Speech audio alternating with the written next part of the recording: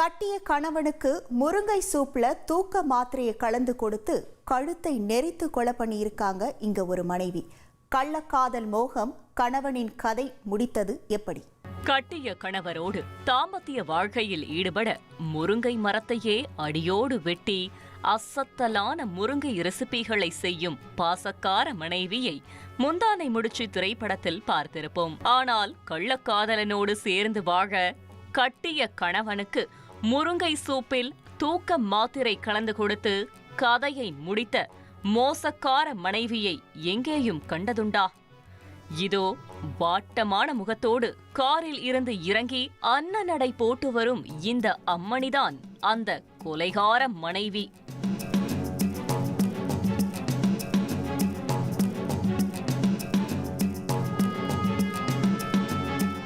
வீதியில் உறைந்திருக்கும் இந்த ஷீட் வீடுதான் கொலை நடந்த இடம்.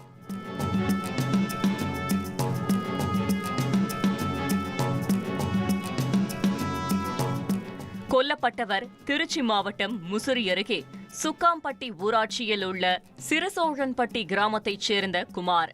43 வயதான இவர் ஒரு விவசாயி.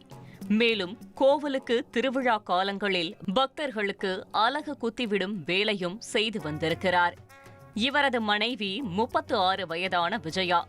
இவர்களுக்கு 2 மகன்கள் மற்றும் ஒரு மகள் என மொத்தம் 3 பிள்ளைகள் உள்ளனர். சமீப நாட்களாக குமாருக்கு வயிற்று வலி பிரச்சனை இருந்ததாக சொல்லப்படுகிறது. இதனால் வயிற்று வலி தீர முருங்கை சூப் குடிப்பது வழக்கம். அப்படிதான் சம்பவத்தன்று வயிற்று வலியால் துடித்த குமாருக்கு சூப் வைத்து கொடுத்துவிட்டு வயலில் வேலைக்கு சென்றிருக்கிறார் அவரது மனைவி விஜயா. ஆனால் திரும்பி வந்து பார்த்தபோது குமார் இறந்து கிடந்ததாக ஊர் மக்களிடம் அலறி அடித்துக்கொண்டு கூறியிருக்கிறார். இதனால் குமாருக்கான இறுதிச் சடங்கு வேலைகள் நடந்திருக்கிறது.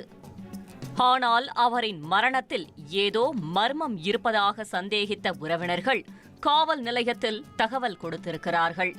அதன்படி சம்பவ இடத்திற்கு வந்து சடலத்தை மீட்ட போலீசார் உடற்கூறாய்வுக்காக மருத்துவமனைக்கு அனுப்பி வைத்திருக்கிறார்கள். அந்த உடற்கூறாய்வு அறிக்கை குமார் குரல்களை நெரித்தும் மூச்சை அடைத்தும் கொலை செய்ததை உறுதி செய்தது. உடனே குமாரின் மனைவி விஜயாவிடம் இருந்தே போலீசார் விசாரணையை தொடங்கி உள்ளனர். அதில்தான் கள்ளக்காதல் மோகத்தில் விஜயா இப்படியொரு கொடூரத்தை செய்தது வெட்ட வெளிச்சமானது. கடந்த 10 வருடங்களுக்கு முன்பு திருச்சி மாவட்டம் மண்ணச்சநல்லூர் தாலுகா சோழ